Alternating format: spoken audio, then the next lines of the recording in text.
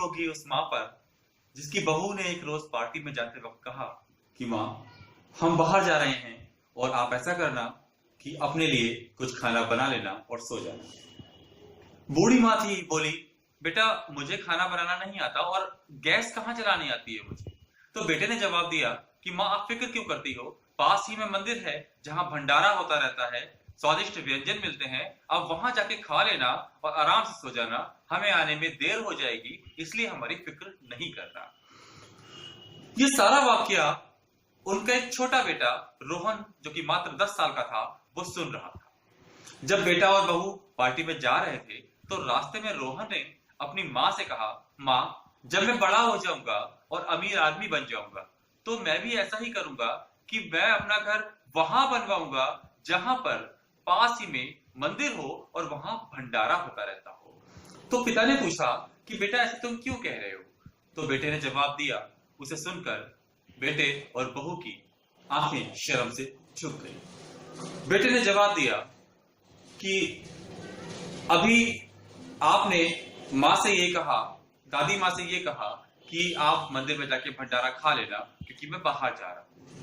जब मैं बड़ा हो जाऊंगा तो मैं भी तो अपनी पत्नी के साथ बाहर जाऊंगा, तो आपको भी तो भंडारा खाने की जरूरत पड़ेगी और इसीलिए मैं ये चाहता हूं कि मेरा घर मंदिर के पास में हो, निकट में हो, जिससे कि आपको पैदल चल के बहुत दूर ना जाना पड़े। तो उस समय आपको सुविधा हो, आपको आराम मिले, इसलिए मैंने ये सोचा कि मैं घर पास में बनवा लूं। ठीक है, तो जब भी मैं बाहर जाया करूंगा अपनी पत्नी के साथ, आप लोग भी भंडारा खाने चला जाया करना और आराम से आके सो जाया करना। तो दोस्तों, ये एक वाक्य छोटा सा था जो आमतौर पे हमारे इर्द गिर्द घूमता रहता है, आसपास के लोगों में हमें दिखाई देता है। लेकिन दोस्तों, क्या वाक्य ये इतना साधारण सा है? दोस्तों, क्या ये बहुत छोटी सी बात है? एक बार गंभीरता से विचार कीजिए और सोचिए, एक माँ जिसने 9 महीने कोख में रखा, 9 महीने तक रात दिन सिर्फ एक ही सपना देखा कि मेरी औलाद होगी और उसमें उसे सीने से लगा के मैं बहुत प्यार करूंगी, बहुत नाजों से पालूंगी, और उसने ऐसा किया।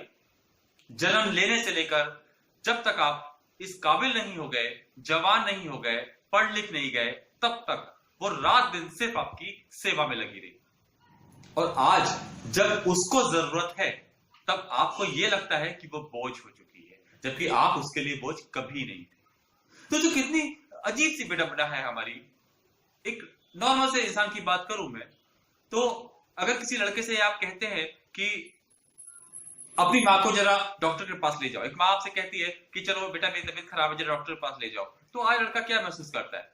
अरे यार, कहां मुसीबत पड़ गई, कहां यार मैं फंसूंगा, इसमें टाइम वेस्ट होगा मेरा। बट अपोजिटली आपने अक्सर देखा होगा दोस्तों, अगर गर्लफ्रेंड ये कह दे कि सुनो जरा मुझे वहां काम से जाना है तो मुझे छोड़ दोगे, तो वो लड़का ग्लैड महसूस करता है, हाँ हाँ जान बिल्कुल छोड़ दूंगा। ठीक है, उसे लगता है कि मुझे अपॉर्चुनिटी मिली है। सोच कितनी बदल जाती है। जो रात दिन सिर्फ आपके लिए, आपकी भलाई के लिए सोचती है, उसके लिए आपके पास टाइम नहीं। दोस्तों, जब आपको जरूरत थी उस मां ने अपना फर्ज नहीं छोड़ा। आज वो बूढ़ी हो गई, उसको जरूरत है, आप फर्ज भूल गए। दोस्तों, सब कुछ मिलता है लेकिन मां नहीं मिलती। इसलिए प्लीज प्लीज मेरी रिक्वेस्ट है कि प्लीज अपने बूढ़े हो चुके माँ बाप को उन्हें समझाइए, उन्हें बताइए, उन्हें जतलाइए कि मैं आज भी आप ही का टुकड़ा हूं और आपके दर्द में मेरा भी दर्द शामिल है। उनको उनके सुख दुख में शामिल होने का एहसास दिलाइए, उनको एहसास दिलाइए कि आपने जो करना था कर लिया, अब मेरी बारी।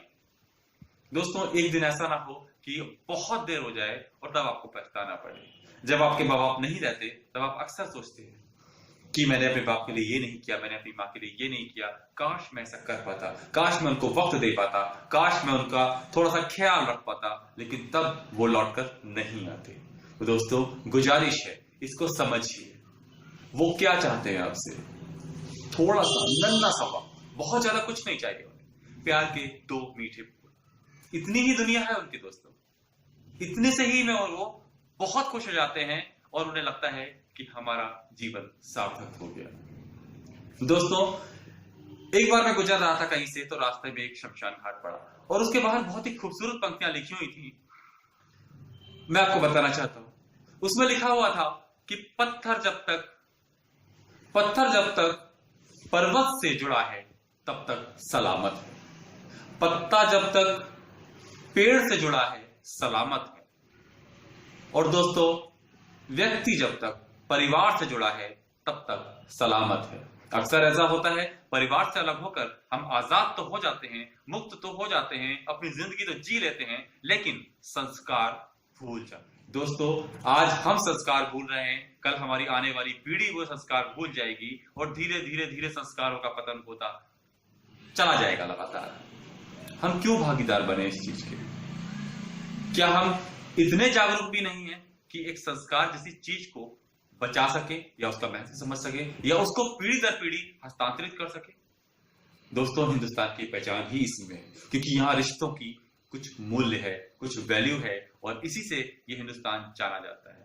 यहाँ मोहब्बत और प्यार की मिसाल दी जाती है, यहाँ भावनाओं की कद्र की जाती है। तो मेरी आप सबसे यही गुजारिश है कि प्लीज प्लीज प्लीज अपने माँ बाप का बहुत सम्मान कीजिए, बहुत रिस्पेक्ट दीजिए और एक आदर्श लड़का या लड़की बनकर दिखाइए। मैं राजीव शर्मा इस उम्मीद के साथ कि शायद कुछ चेतना आपके मन में आई होगी, नमस्कार करता हूं और फिर मिलूंगा जल्दी।